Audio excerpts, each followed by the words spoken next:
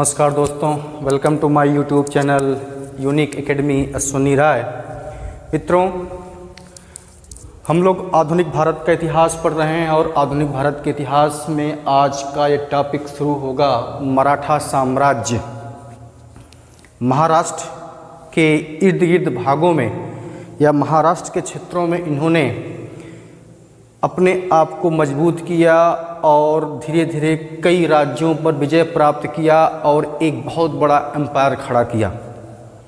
मैं हर वीडियो में कहता आ रहा हूँ मित्रों, जो भाई लोग आज मेरी वीडियो देख रहे हैं, इसके पहले मैंने मुग़लों के पतन, सिख साम्राज्य, बंगाल, बिहार, मैसूर, कर्नाटका, हैदराबाद सबके बारे में बता चुका और किस प्रकार ये जो है अंग्रेज़ों के अधीन हो गए। क्योंकि मॉडर्न हिस्ट्री का जो क्लास में हम पढ़ रहे हैं उसमें घटनाएं एक साथ घट रही हैं, तो सबका तारतम्य बनाकर जब पढ़ते हैं तो कॉन्सेप्ट क्लियर होता है। औरंगज़ेब की तक तो मुग़ल साम्राज्य एक संपूर्ण प्रभुत्व संपन्न शासक थे और साम्राज्य एकीकृत था, लेकिन औरंगज़ेब की मृत्यु के बाद मुग़ल साम्राज्य का पतन जब प्रारंभ हो गया तो और दरबारी गुटबंदियों के कारण विभिन्न विदेशी आक्रमणकारियों का, नादिर शाह, अहमद शाह अब्दाली का आक्रमण भी हुआ और उससे मुग़ल साम्राज्य एकदम छिन्न भिन्न हो गया। इसके अलावा मुग़ल साम्राज्य के कमज़ोर होने के कारण कई स्वतंत्र राज्य जो है, कई राज्य स्वतंत्र होना शुरू हो गए थे, जिसमें मैंने चैप्टर बनाया था उत्तराधिकार वाले राज्य, विद्रोह करने वाले राज्य, सबके बारे में अलग अलग बताया था। तो उनमें से ही एक है मराठा साम्राज्य। शिवाजी, जिसके बारे में आप जानते हैं, मराठे वो थे, काफ़ी लड़ाकू प्रवृत्ति के थे, क्योंकि ज़मीन पथरीली थी, तो इन्होंने अपने बाहुबल से अपने मजबूती को समझा। अगर मैं इसमें से एक प्रश्न और बता दूं कि मराठों की वैल्यू या मराठों के महत्ता को सबसे पहले किसी मुग़ल बादशाह ने समझा तो वह था जहांगीर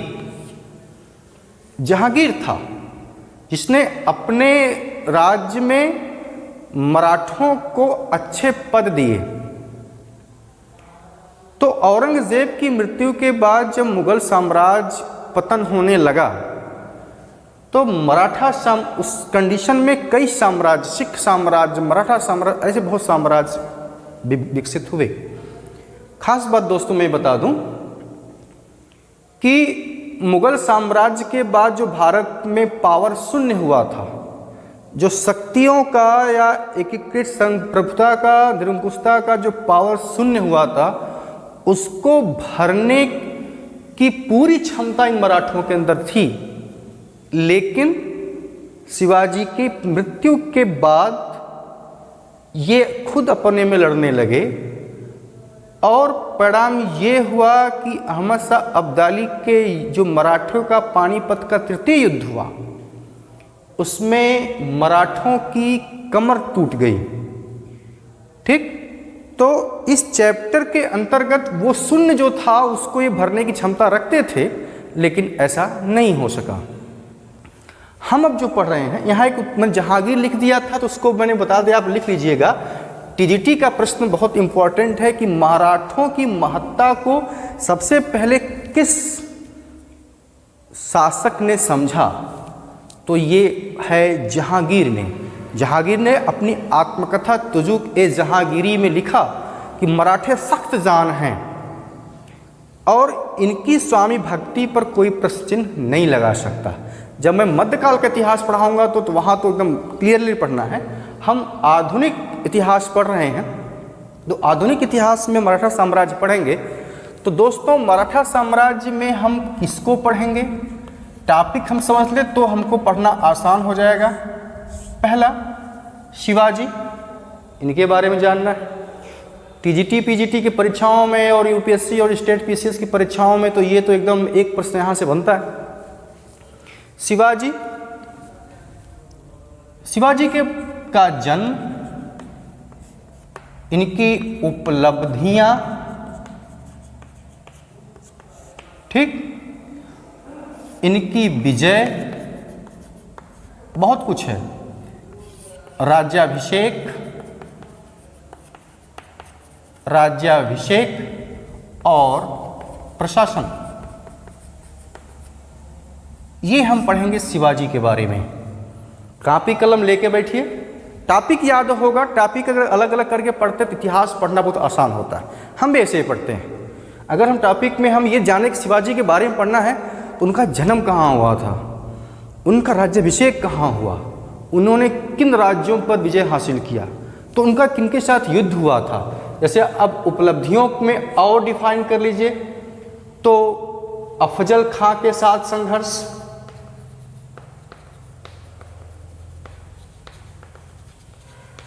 शाइस्ता खां के साथ संघर्ष,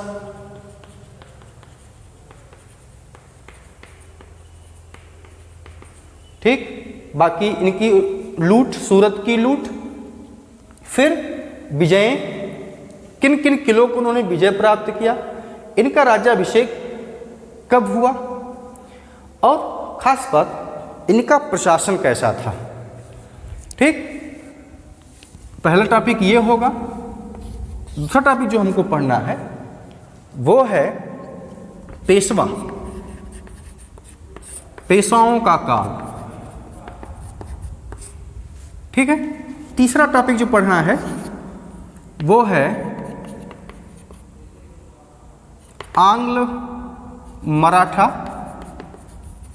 युद्ध, और चौथा टॉपिक होगा मराठों का पूर्णतः विलय। तो ये चार टॉपिक के अंतर्गत हम मराठा साम्राज्य को पढ़ने का प्रयास करेंगे। तो इसलिए आपसे निवेदन है कि ये टॉपिक आप नोट करें, और मराठा साम्राज्य की कम से कम कुल हमें लगता है कि 2 या 3 जैसा भी होगा, 2 या 3 या 4 वीडियो बनेगी। तो मैं लेक्चर 1, लेक्चर 2, 3, 4 करके कर लूँगा। जो लोग आज पढ़ रहे हैं इसको कृपया उनसे निवेदन है कि मराठाओं पर सारी वीडियो को जरूर देखेंगे, उससे आपका कॉन्सेप्ट बहुत अच्छा क्लियर होगा। ठीक, तो ये तो रहा आप लोगों का टॉपिक। अब हम शुरू कर लेते हैं शिवाजी। इनका कालखंड है 1627 से 1680। कोई इंपॉर्टेंट नहीं है, बस केवल हम पढ़ा रहे हैं तो ये बता दिया मैंने। अब इनके बारे में क्या क्या चल रही। नंबर 1, पिताजी। पिताजी का नाम शाहजी भोसले। पिताजी शाहजी भोसले। माता का नाम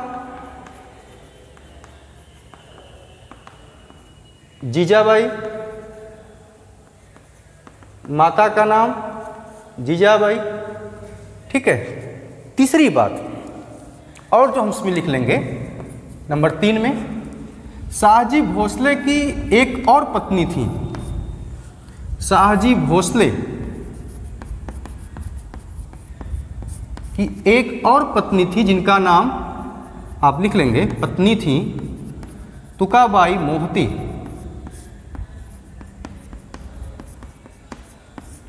ठीक। और इनसे जो पुत्र हुआ था उसका नाम था वेंकोजी। ये इनका पुत्र था और इसका नाम था वेंकोजी। ठीक है। ये जो है कर्नाटक में रहती थी। ठीक, यहां तक बात क्लियर। अगली बात, जन्म कहां हुआ था, तो जन्म लिख ले कहां हुआ था। 1627 ईस्वी में सिवनेर का किला, सिवनेर के किले में इनका जन्म हुआ था। सिवनेर के किले में ही इनका जन्म हुआ था, तो अतः इनका नाम क्या पड़ गया, शिवाजी। सिवनेर के किले में ही इनका जन्म हुआ था, तो वहाँ वो देवी का नाम था। किला, जो ये किला फेमस है उसमें एक माता रानी का स्थान था जिसका नाम था शिवनेरी। इन्हीं के नाम पर इनका नाम शिवाजी पड़ा। ठीक है, तो ये तो कॉन्सेप्ट आपको समझ में आ गया, ये हमको पढ़ना है। अब इतनी बात कुछ इनके जीवन के बारे में मैंने आपको सामने रखा। ठीक है, अब हम आगे चलते हैं। जन्म हो गया, इनके माता पिता हो गए। ठीक है, अब शिवाजी के बारे में और कुछ जान लें। शिवाजी के संरक्षक, अभिभावक, जो भी समझ लीजिए, शिवाजी के संरक्षक थे दादाजी कोंडदेव। इनके संरक्षक जो थे दादाजी कोंडदेव, ये जो है शाहजी भोसले के मित्र थे। शाहजी भोसले के मित्र थे। ठीक, शिवाजी के ऊपर जो सबसे बड़ा प्रभाव पड़ा, एक तो उनकी माँ का प्रभाव था, माँ जीजाबाई का प्रभाव था सबसे बड़ी बात। और दूसरी बात, जो सबसे बड़ा प्रभाव शिवाजी पर पड़ा वह थे समर्थ गुरु रामदास। समर्थ गुरु रामदास मतलब समर्थ गुरु रामदास के संरक्षण में रहकर इन्होंने, शिवाजी ने शिक्षा ग्रहण किया था। यहाँ तक बात समझ में आ गई। अब हम आगे चलते हैं। शिवाजी की दो पत्नियां को नाम इतिहास में बहुत मिलता है। पहली पत्नी इनकी थी साईबाई। पहली पत्नी, शिवाजी की पहली पत्नी आप लिख लेंगे, वो थी साईबाई। और इनसे जो पुत्र पैदा हुआ वह था संभाजी। साईबाई से जो पुत्र पैदा हुआ वह था संभाजी। और एक दूसरी पत्नी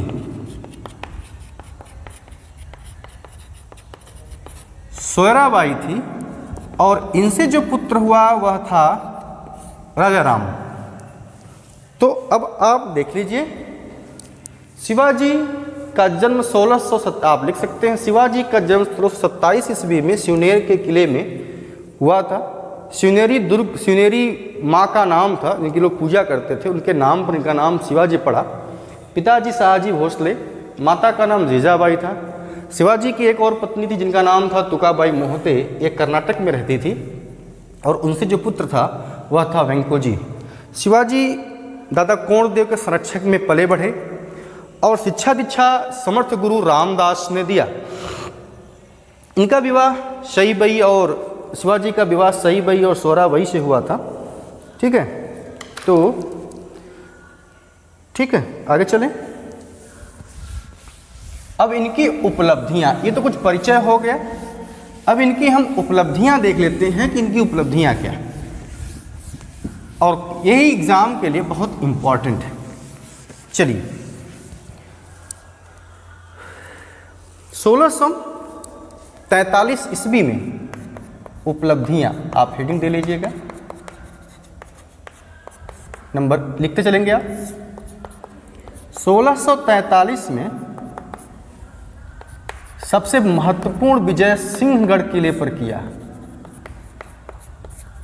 शिवाजी ने 1643 ईस्वी में सिंहगढ़ किले पर विजय प्राप्त किया, और इस विजय के बाद 1645 ईस्वी में, ये मोस्ट इम्पॉर्टेंट, रायरी पहाड़ी पर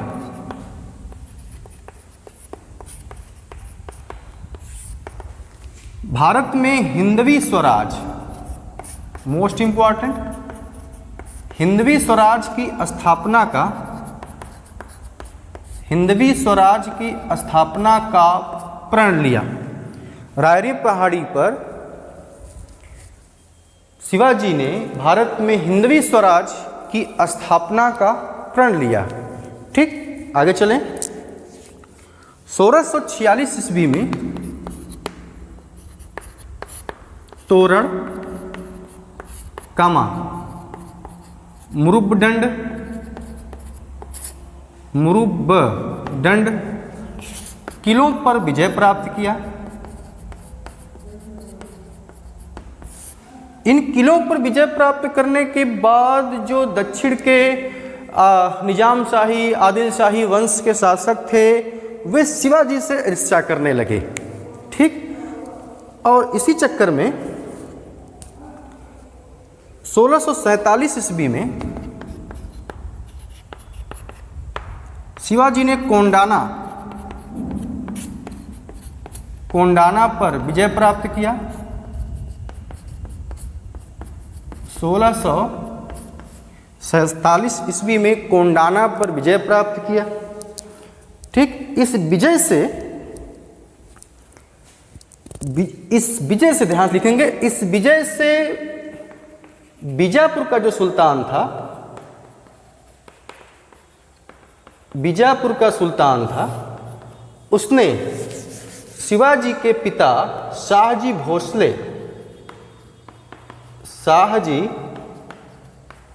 भोसले को बंदी बना लिया। शाहजी भोसले को बंदी बना लिया, आप लिख लेंगे। फिर आगे शिवाजी, आगे लिख लेंगे, दबीर पंथ की सलाह से कोंडाना को छोड़ दिया, कोंडाना किले को छोड़ दिया। अतः बीजापुर के सुल्तान ने शाहजी भोसले को कैद से आज़ाद कर दिया। इसके बाद 1654 में पुरंदर का किला जीता। इसके बाद 1654 में पुरंदर का किला जीता और 1656 में मावली किले पर विजय प्राप्त की। ये हम क्या पढ़ रहे हैं? शिवाजी की उपलब्धियां। ठीक है, आगे देखिए। 1656 में ही जुन्नार किले पर विजय प्राप्त की।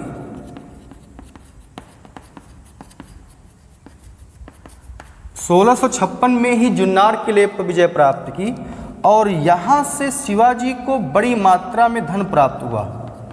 यहाँ से बड़ी मात्रा में शिवाजी को धन प्राप्त हुआ।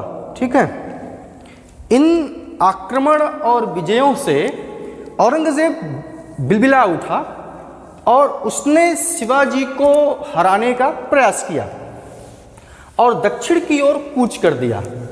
ठीक है, इन उपलब्धियों से या इन आक्रमणों से एक्चुअली होता क्या था, शिवाजी छोटे कद के थे और ये युद्ध की नीतियों से बहुत निपुण थे और ये जो है कभी भी सामने से वार नहीं करते थे सेना के ऊपर। ये जो है गोरिल्ला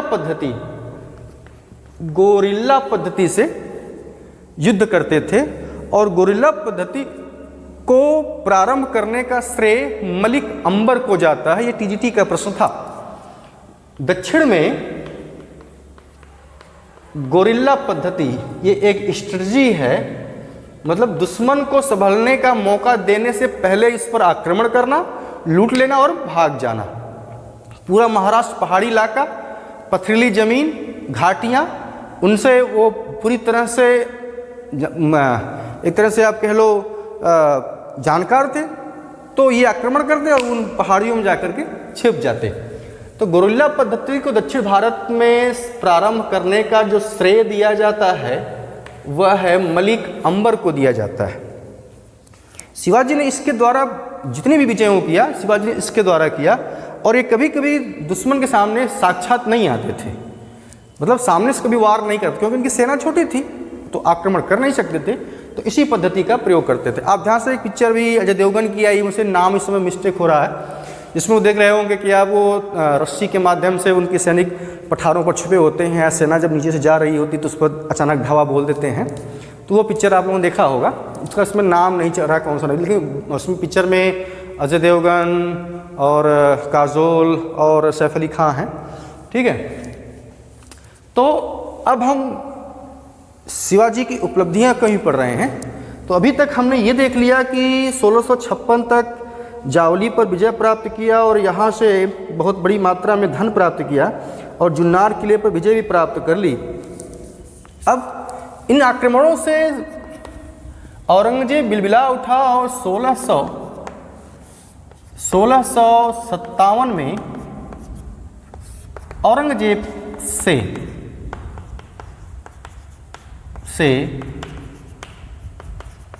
मराठों का सामना हुआ। 1657 ईस्वी में औरंगजेब से मराठों का माने शिवाजी का सामना हुआ। इसमें शिवाजी, इस युद्ध में शिवाजी को पीछे हटना पड़ा। इस युद्ध में शिवाजी को पीछे हटना पड़ा। अब यहाँ एग्जामिनर प्रश्न कैसे बनाता है ये देखिए। प्रश्न ये बना लेता है कि मुगलों से शिवाजी की भेंट किस सन में हुई। ये औरंगजेब से मराठों का सामना, बस वही प्रश्न को घुमा देगा कि, या आप कह सकते हो कि पहली बार मुगलों से सामना पहली बार मुगलों माने औरंगजेब से सामना कब हुआ। तो ये आपका यही है, ये प्रश्न इंपॉर्टेंट कर लेंगे टीजीटी के लिए कि पहली बार मुगलों से जो सामना हुआ वो 1657 ईस्वी में हुआ। इसमें शिवाजी को पीछे हटना पड़ा। इसके बाद 1657 ईस्वी में कोंकण विजय किया, ठीक।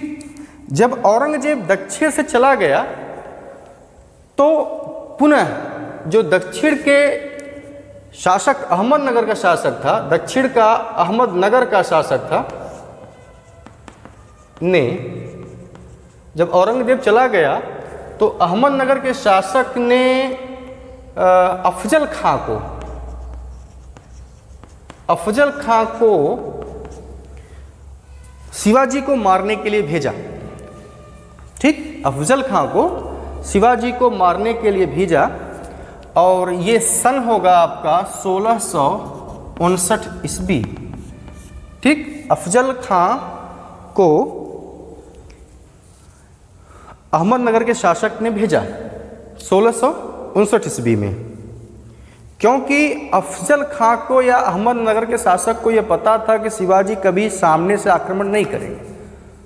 तो अफजल खां हट्टा कट्टा मजबूत था, उसके बाहुओं में बाहुबल था और ये छोटे से पतले से थे। शिवाजी फुर्तीले बहुत थे, लेकिन यह बात ध्यान देने की जरूरत है, ठीक। तो इस युद्ध में आप बल्कि लिख सकते हैं कि ये हेडिंग भी कर सकते हैं आप। अगली हेडिंग आपकी इसके बाद यही होगी 1659 ईस्वी अफजल खां के साथ संघर्ष, यही हेडिंग होगी। तो अफजल खां ने उनको दावत के बुलाने का प्रयास किया कि शिवाजी को दावत के लिए बुलाया जाए। शिवाजी ने हामी भर दी, लेकिन शिवाजी को गुप्तचरों से पता चल गया कि यह जो है कि हमको मारना चाहता है अफजल खां, ठीक। तो शिवाजी ने क्या किया कि अपने ऊपर कवच पहन लिया और अपने नाखूनों में बघनक, बाघ का नख, बघनक, ये बघनक लगा लिया, ठीक है। जब दोनों की मुलाकात हुई, ये अपने दो अंगरक्षकों और अपनी सेना को उन जंगलों में छिपा दिया शिवाजी ने। जब दोनों की मुलाकात हुई और जब दोनों अफजल खां ने शिवाजी को कस के पकड़ना और पकड़ के दबाने का प्रयास किया, उस समय तो ये प्लेट पहने थे, कवच, तो इससे उनको एहसास हुआ कि ये मुझको दबा रहा है। तुरंत जो उन्होंने नाखूनों में बघनक, नाखूनों में बाघ के नख के का स्टील के लगे हुए थे, उससे उन्होंने क्या किया कि उसके पीठ में कस के घुबो दिया शिवाजी ने और जिससे अफजल खां की मृत्यु हो गई। ठीक, और इस प्रकार से जब अफजल खां की दक्षिण में मृत्यु हो गई तो यह घटना जब औरंगज़ेब को पता चली तो वह काफ़ी क्रुद्ध हुआ। अतः शिवाजी को दंडित करने के लिए वह अपने मामा शाइस्ता खां को भेजता है। तो शाइस्ता खां के साथ क्या होता है, बड़ी मज़ेदार कहानी है और एक कहानी बहुत मज़ेदार और इंटरेस्टिंग आपको लगेगी। तो लेकिन आज के लिए बस इतना ही। कल हम पढ़ेंगे शाइस्ता खां के साथ शिवाजी का संघर्ष और सूरत की लूट और सूरत पुरंदर की संधि। ये 3 टॉपिक पर गौर करें। बहुत ही पुरंदर की संधि तो पता नहीं कितनी बार पीसीएस की परीक्षाओं में और बीएड के परीक्षाओं में देखा है कि पुरंदर की संधि को हरदम पूछ देता है कि पुरंदर की संधि किसके किसके बीच हुई थी। ये मैक्सिमम प्रश्न पूछा गया कई बार। ठीक है, तो कल की क्लास हमारी जो होगी वो शाइस्ता खां के खास संघर्ष, सूरत की लूट और पुरंदर की संधि और शिवाजी का औरंगज़ेब के दरबार में जाना और वहाँ कैद कर लिए जाना। ये घटनाएं कब, कैसे और किस प्रकार घटी, यह आज नहीं अगली वीडियो में। तो आपको ये कहानियाँ, ये बातें इंटरेस्ट लगी हों, मज़ेदार हुई लगी हों, आप बोर न हुए हों तो चैनल सब्सक्राइब कीजिए। अगली चीज़ जानने के लिए चैनल सब्सक्राइब कीजिए, यूनिक एकेडमी अश्वनी राय। बस आज के लिए बहुत बहुत धन्यवाद। हम अगली वीडियो में अफजल खां से स्टार्ट करके आपको लिखा देंगे। कहानी बता दिया है, लेकिन शाइस्ता खां के साथ क्या हुआ ये मैं आपको कल। ओके, धन्यवाद।